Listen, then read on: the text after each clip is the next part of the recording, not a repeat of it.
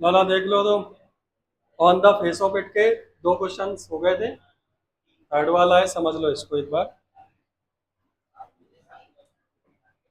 देखो ये question direct ऐसे कम चांस है ऐसे आ जाए तो अच्छी बात है, इम्पोर्टेंट तो है। बट इसमें घुमा फिरा के कुछ भी पूछेगा तब भी आपको यही लिखना पड़ेगा। पूरी चैप्टर के बारे में बताया गया है, ध्यान से सुनना। In which section of the play does Mr Lamb display signs of loneliness. यानी कहानी के कौन से हिस्से में आपको समझ में आया कि मिस्टर लैम अकेलेपन से जूझ रहे हैं, वो भी अकेलापन फील करते हैं, डिसअपॉइंटमेंट, निराश भी है शायद अपनी जिंदगी में। कहते हैं वो हर आदमी हंसता हुआ जरूर नहीं खुशी हो। What are the ways in which Mr. Lamb tries to overcome these feelings? तो क्या तरीके हैं जिससे मिस्टर लैम्ब इन फीलिंग से निजात पाना चाहते हैं, यानी अपने अकेलेपन को कैसे खत्म करना चाहते हैं, ये सवाल है। तो ध्यान से सुनना। थ्रू आउट द प्ले, पूरी कहानी में यानी पूरे प्ले कह सकते हो, प्ले में हम पाते हैं वरियस साइंस, बहुत सारे ऐसे संकेत, दैट डिस्प्ले जो बताते हैं the loneliness and disappointment Mr Lamb suffer. यानी पूरी कहानी पूरी प्ले में थ्रू आउट द प्ले हमें तो रोज कहना पड़ेगा क्या, वहां से खड़ा हो और दोबारा कल वहां बैठा डंडा उठाऊंगा मैं, ध्यान रखना। टेक के बैठ गया दीवार से, जल्दी आ जा फुर्ती में आगे।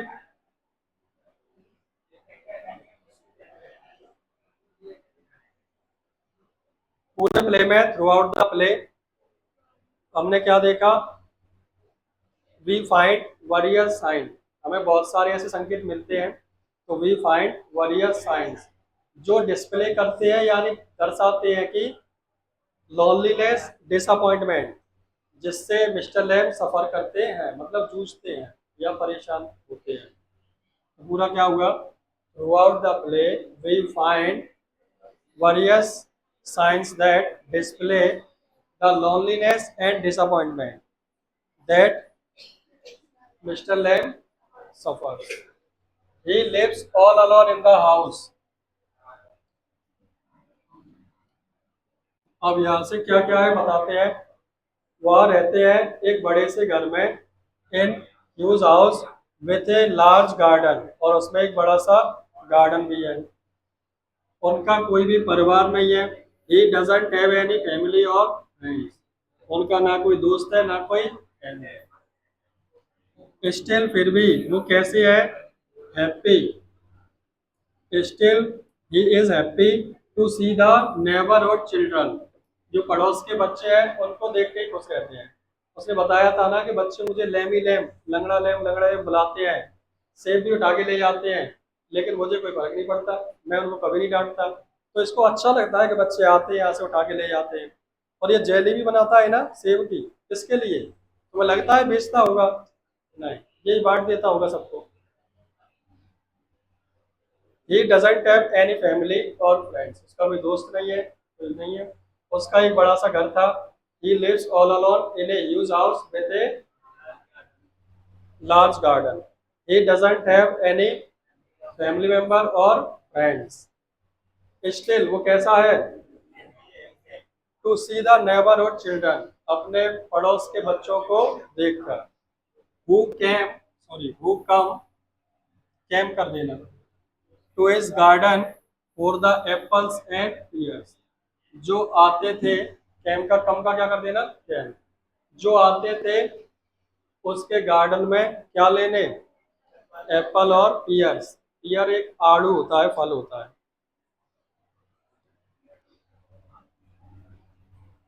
जी है। हाँ नाशपाती टाइप का होता है लेकिन नाशपाती नहीं है।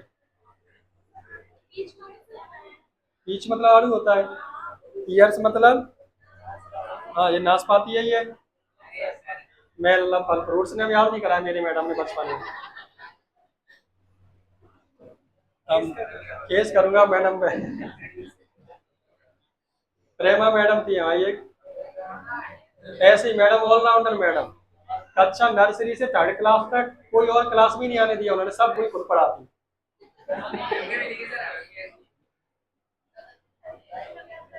पर अच्छे थे। कोई बच्चा पेट नहीं खोल पा रहा है तो वह टॉयलेट कराने खुद ही जा रही है। रो गया तो वह कहूँगा तो गोदी में सोया रही है, सो जा। और आ से अनार संग चिल्ला रही है कि खड़ा करते चला आता आ से अनार। सब चिल्ला रहे हैं। स्वभाव एक टीचर का कर्तव्य उन्होंने पूरा निभाया था, पढ़ाया भी, घर की बच्चों की याद नहीं आए वो भी कराते थे, सब था। तो मैं कभी शिकायत रही नहीं। बट उस समय पे इंग्लिश की इतनी वैल्यू नहीं थी, तो वही गिन चुने 10 फ्रूट्स नेम, 10 कलर्स नेम, ये पेपर में आता था। तो 10 याद होंगे शायद। 10 में सेब, पपीता, केला, अनार,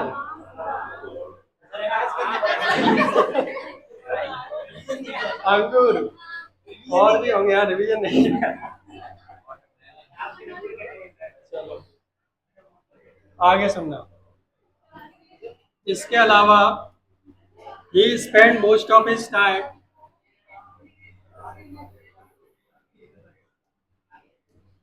मोर इसके अलावा वो स्पेंड करते हैं अपना समय कहाँ, ऑफ सिटिंग बैठकर, कहाँ, इन द सन, धूप में बैठते हैं, एंड रीडिंग बुक्स। कहते हैं ना कि घर खाली नहीं है, भरा हुआ है, लेकिन काय से, किताबों से।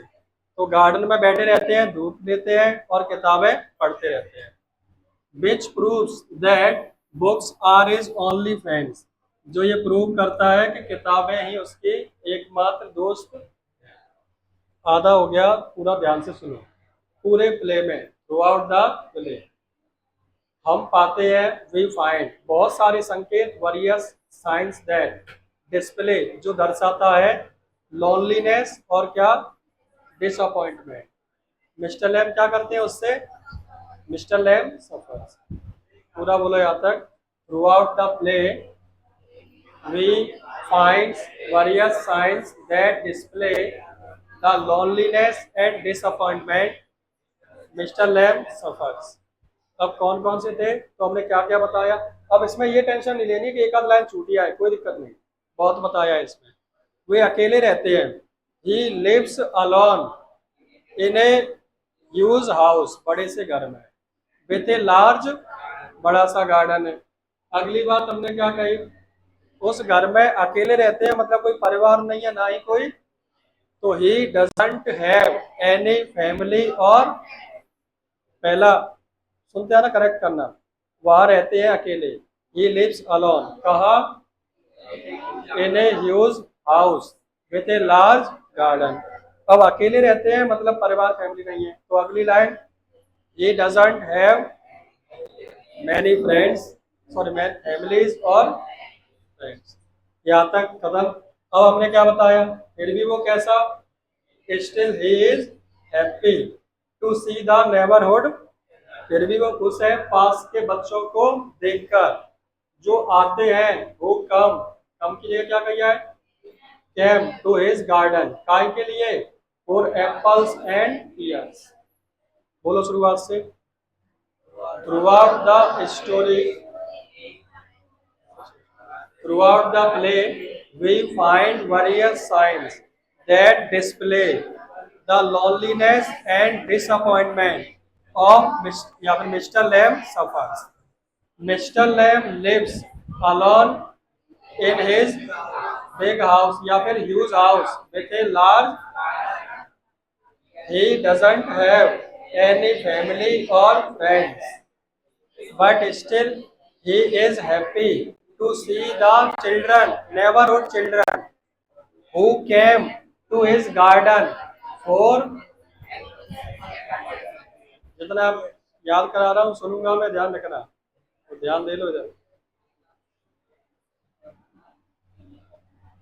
और इसके अलावा वो समय गुजारते हैं, he spend most of the time, काय में, बैठने में, इन सिटिंग, कहाँ, इन द सन, और क्या करते हैं, रीडिंग बुक्स। ये प्रूव करता है, which proves that books are his only true friends, किताबें ही उसकी सच्ची दोस्त हैं।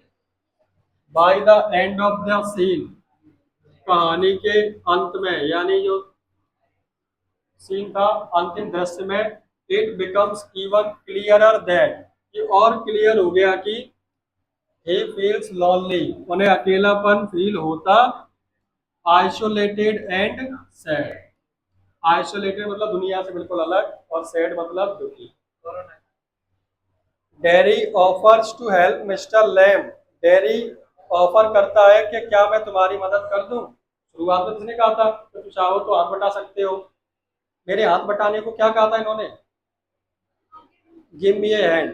गिव मी ए हैंड का तो ये नहीं कि हाथ दे दे काट के, मतलब अपना हाथ बटा लो, मतलब मेरी मदद कर दो।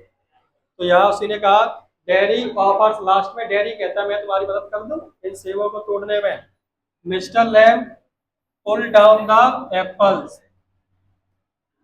मिस्टर लैम तोड़ते हैं एप्पल को, बट बिफोर दैट, उससे पहले, ही वांट्स टू इन्फॉर्म, वो चाहता था डेरी किसे इन्फॉर्म करना, अपनी माँ को, ताकि, सो दैट का मतलब ताकि क्या हो, सी डजंट गेट वरीड, वो चिंतित ना हो। इतना सुन लो फिर से।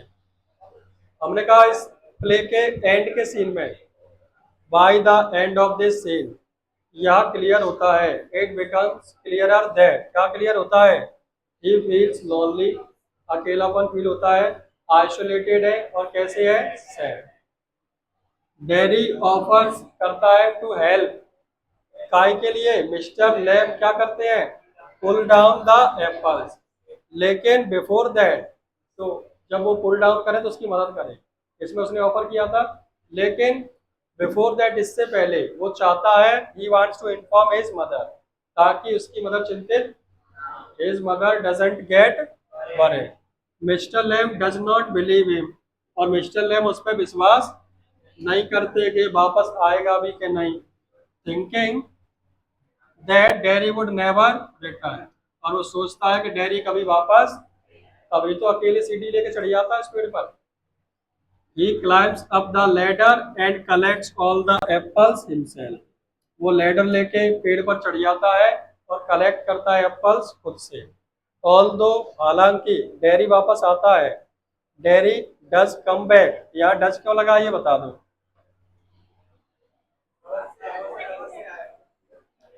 अवश्य, यहाँ एक कहते हैं क्या, एम्फेटिक सेंटेंस। कौन से एम्फेटिक सेंटेंस क्या होते हैं वो सुनो।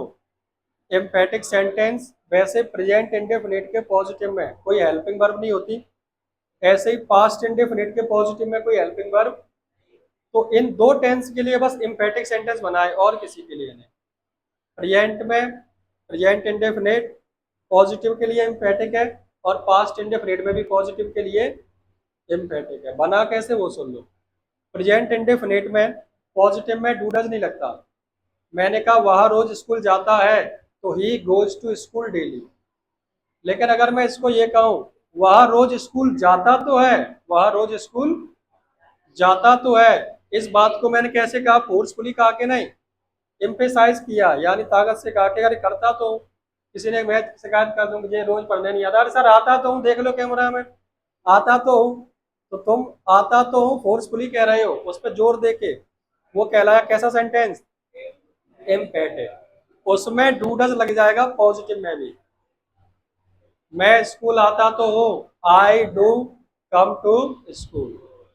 मैं वह स्कूल जाता तो है, ही डज गो टू, फिर वह डू डज का प्रयोग होता है। पास्ट में काय का होगा, मैंने कहा क्यों तुमने होमवर्क नहीं किया, कि किया तो था, आई डिड होमवर्क, ठीक है, I did do my homework, करने को क्या लगेगा, अलग से पढ़ा दूंगा इसे।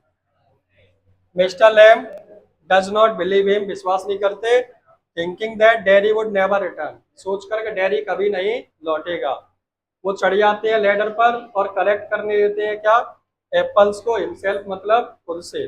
ऑल दो, हालांकि, dairy does come back, dairy वापस आता तो है, इट इज टू लेट, लेकिन वो कैसा हो जाता है, मिस्टर लैम के लिए बहुत देर हो जाता है। It is too late for mister Lam, does not long for any company, यानी लेट हो जाता है, मिस्टर लॉन्ग अब उसके साथ नहीं रहे, क्या होता है, वो गिर के मर जाते हैं। आधा मैं याद करा चुका हूँ, आधा घर पे ध्यान पूर्वक पढ़ोगे शांति से तो याद हो जाएगा।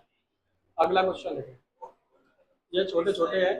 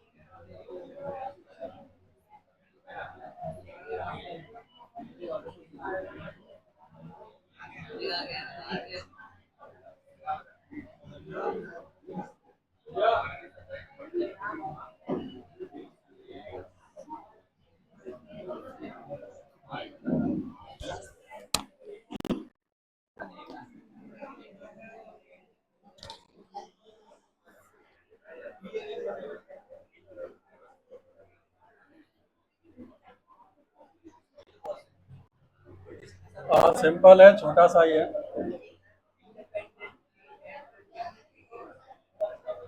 क्वेश्चन सुने। तो पंखा बंद कर देना, ज्यादा आवाज करता है कि फर्क पड़ेगा उससे। जा मैं मार के आ जा।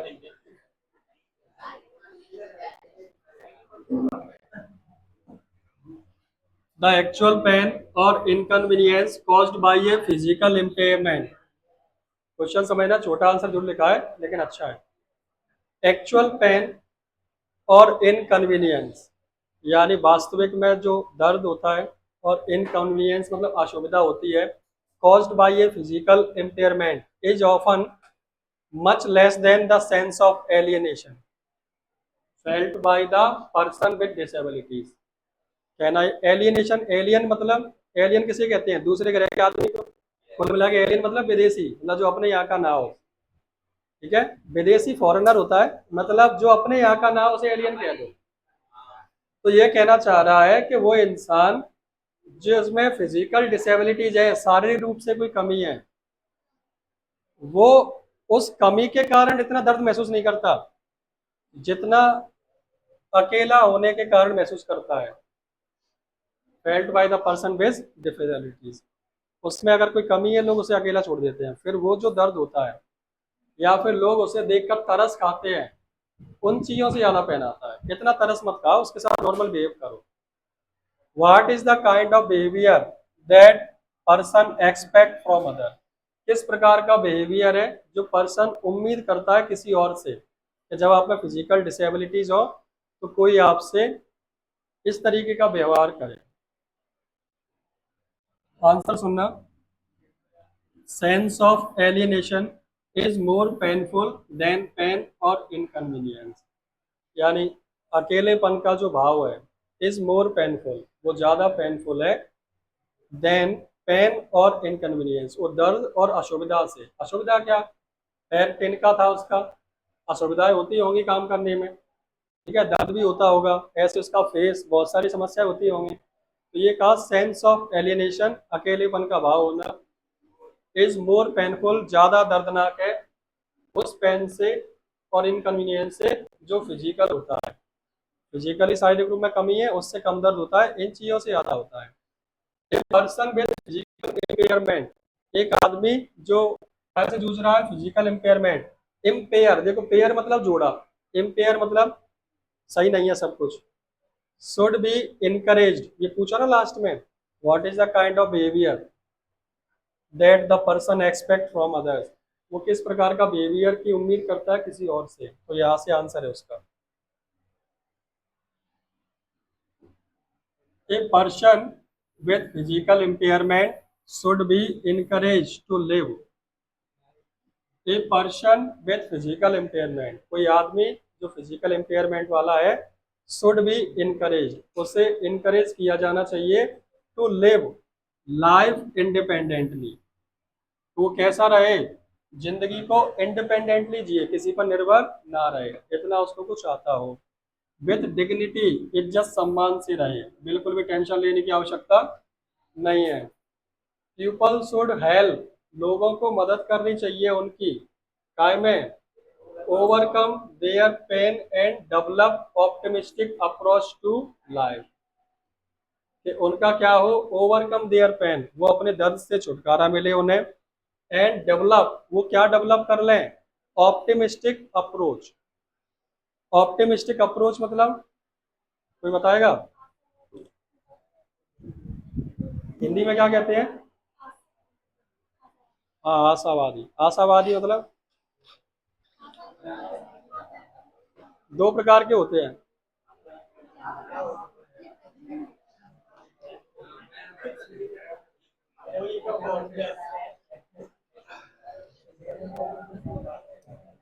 दो प्रकार के होते हैं, एक निराशावादी, एक आशावादी। आशावादी मतलब हर चीज में उम्मीद हो उसे कोई, वो कैसी अप्रोच कहलाई? लेकिन इसकी अप्रोच कुछ अलग थी और कुछ हद तक वो सही भी था। जैसे वो कहता है कि तुम मुझे अब सुनाओगे वो ब्यूटी एंड द बीस्ट की कहानी, कि आदमी अंदर से अच्छा होना चाहिए, बाहर से कोई दिक्कत नहीं है, बाहर की चीज़ें इतनी इंपॉर्टेंट ज़्यादा नहीं होती।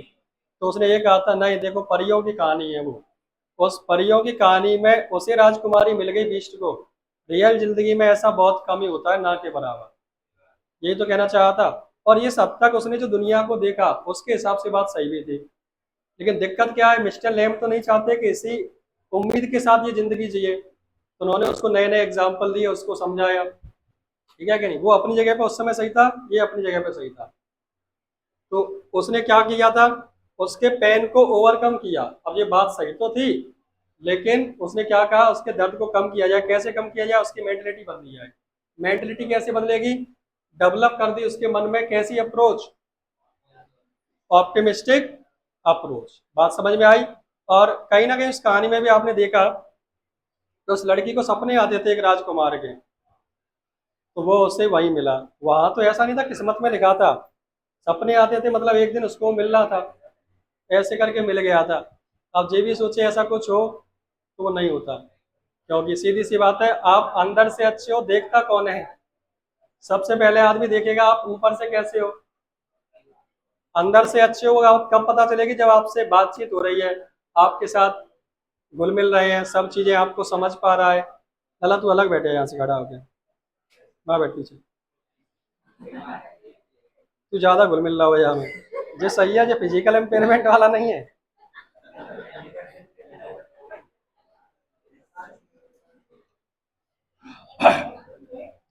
एक्चुअल में जो हकीकत यही है कि पहले ऊपर से सुंदरता देखी जाती है, अंदर की सुंदरता बाद में दिखाई देती है। ठीक है, ये बात मैं क्यों बोल रहा हूँ, वो एक कहावत है नहीं, love mysteries and souls to grow gates body as a book. It means, फिर से सुनो, loves mysteries and souls to grow gates body as a book. It means, no matter how romantic your love is, its expression is physical. If Romeo or Juliet, Hero or Ranja could have loved from distance, they would not have to die. It means the language of love has the grammar of touch. It is rightly said that it is written by a philosopher. I forget that name, but it is true. Hindi में समझ गए मैंने क्या कहना चाहा।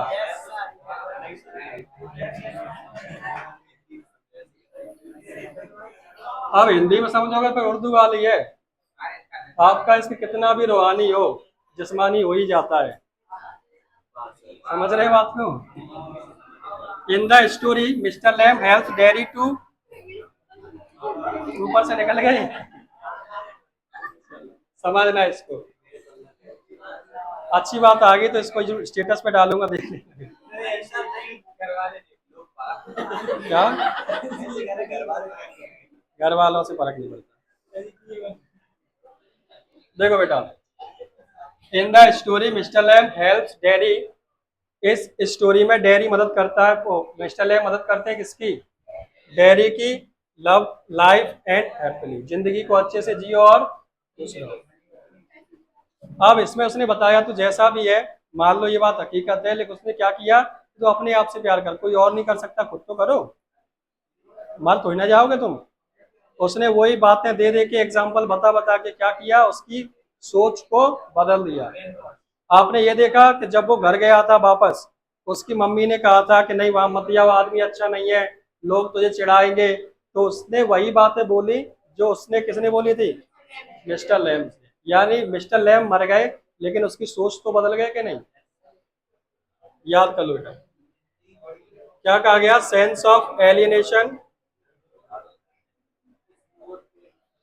sense of alienation is more painful than or inconvenience caused by physical impairment। Question में से हो जाएगा, यहाँ से सुनना, a person with physical disabilities should भी क्या किया जाना चाहिए, इनकरेज, काय के लिए, to live life independently, independently जिए, विथ डिग्निटी और इज्जत सम्मान से। पीपल शुड हेल्प देम, लोगों की उसकी मदद करनी चाहिए, काय में, overcome their pain and develop the optimistic approach to story mister Lamb help Derry to love life happily.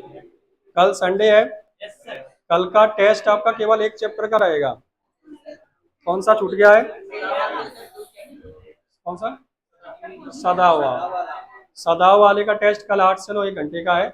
इसको मैं बाद में कराऊंगा, पर ये क्वेश्चन मंडे को याद होने चाहिए यहाँ तक। 6 वाला फिर याद करा दूंगा। 6 और लिख लो, क्या बोले? 5th वाला लिख लो, 6 वाला बाद में याद करा दूंगा।